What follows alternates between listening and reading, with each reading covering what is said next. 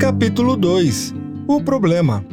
O problema sou eu, mas especificamente o eu não posso, eu não consigo e eu não mereço. E não para por aí, pois também existem muitos problemas no eu posso, eu consigo e eu mereço. Somos facilmente influenciados por críticas como: você não presta e nunca vai ser ninguém na vida. E não melhora nada quando seguimos conselhos agradáveis como: você deve se amar em primeiro lugar, o amor de sua vida é você. O problema de tudo isso é que permanecemos centrados em nós mesmos, quer seja nas dificuldades ou em nosso ego, o qual gera a sensação de autossuficiência, facilmente perceptível em frases tão belas quanto vazias, tais como: só peça a Deus saúde e paz, o resto eu corro atrás. O fato é que Jesus nos ensinou o caminho a ser seguido e ensinou o sentido da vida ao responder a seguinte pergunta: Mestre, qual é o maior mandamento da lei? Jesus respondeu: ame o Senhor teu Deus de todo o seu coração, de toda a sua alma e de todo o seu entendimento. Este é o primeiro e maior mandamento, e o segundo é semelhante a ele: ame a seu próximo como a si mesmo. Destes dois mandamentos depende toda a lei e os profetas. Mateus 22, versículo 36 a 40. Se não tivermos fé, pode até parecer que é uma arrogância divina a exigência de amarmos a Deus acima de tudo, pois sem dúvidas Cristo fez deste mandamento a maior obrigação da vida de todo cristão. Certamente todo pai amoroso quer ser amado de volta, mas o assunto vai muito além. O fato é que quem ama a si próprio, ou a outra pessoa, ou ainda alguma coisa deste mundo mais do que ama a Deus, jamais poderá aprender a amar como se deve. É só transferindo o centro do nosso amor para algo maior do que nós mesmos que poderemos amar uns aos outros com plenitude. E é só amando ao próximo que poderemos encontrar verdadeira paz. Assim, amar a Deus pode ser considerado o primeiro dos mandamentos para o nosso próprio bem, pois nos protege de nossa imperfeição, ao mesmo tempo em que nos permite participar de algo que é perfeito. Ao fazermos isso, nos tornamos melhores uns com os outros. Jesus nos ensinou que todo reino dividido contra si mesmo será arruinado, e toda cidade ou casa dividida contra si mesma não subsistirá. Mateus 12, versículo 25.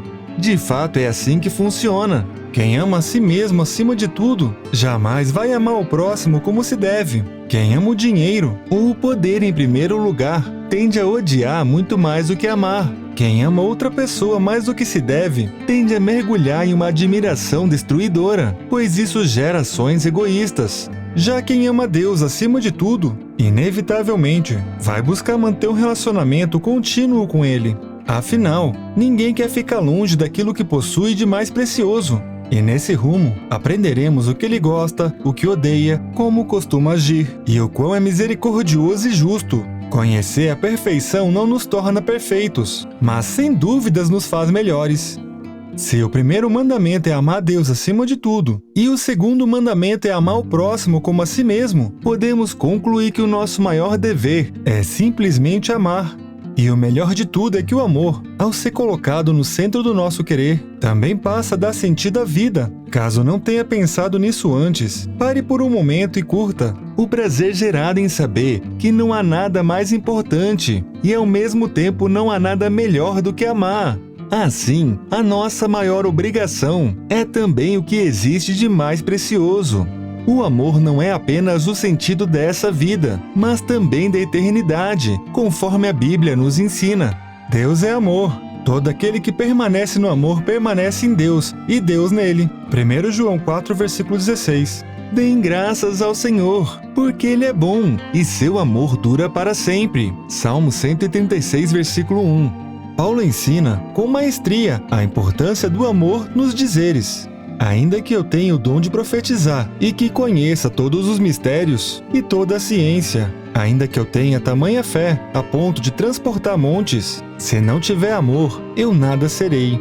Ainda que eu distribua todos os meus bens entre os pobres e ainda que entregue meu próprio corpo para ser queimado, se não tiver amor, isso de nada me adiantará. 1 Coríntios 13, versículo 2 e 3. Ou seja, sem amor, conhecer é irrelevante, dominar é inútil e viver é apenas um grande vazio. Mas afinal, o O que é amor? Volto a repetir, Deus é amor. Então, se quer compreender o verdadeiro amor, é preciso conhecer o Senhor. Apesar de Cristo ter tornado fácil o entendimento de qual é o sentido da vida, ele literalmente trilhou seus próprios ensinamentos, a ponto de se revelar como sendo o próprio caminho a ser seguido, e aperfeiçoou a nossa ideia do que é amar, quando nos deu um novo mandamento, dizendo que devemos amar uns aos outros, como ele nos amou. João 13, versículo 34. Se quer ter ideia do quanto Jesus nos ama, pense que ele morreu para nos salvar. 1 João 3, versículo 16. Mesmo sem nunca ter pecado. 1 Pedro 2, versículo 22. E tendo a consciência de que todos nós somos pecadores. 1 João 1, versículo 8 a 10.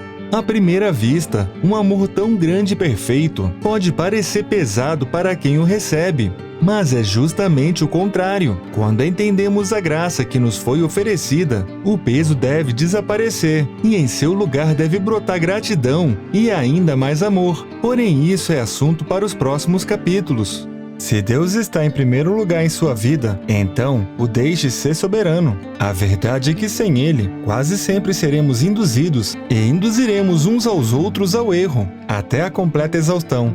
O mundo diz, só se vive uma vez, aproveite. A Bíblia nos ensina, este mundo passa, e com ele tudo que as pessoas tanto desejam. Mas quem faz o que agrada a Deus vive para sempre. 1 João 2, versículo 17. O mundo diz, meu corpo, minhas regras. A Bíblia diz, vocês não sabem que são o santuário de Deus e que o Espírito de Deus habita em vocês? Se alguém destruir o santuário de Deus, Deus o destruirá. Pois o santuário de Deus, que é vocês, é sagrado. Não se enganem, se algum de vocês pensa que é sábio, segundo os padrões dessa era, deve tornar-se louco para se tornar sábio, porque a sabedoria desse mundo é loucura aos olhos de Deus. 1 Coríntios 3, versículo 16 a 19. O mundo diz, todo poder emana do povo. A Bíblia diz, a Deus seja o poder para todo sempre. Amém. 1 Pedro, versículo 11.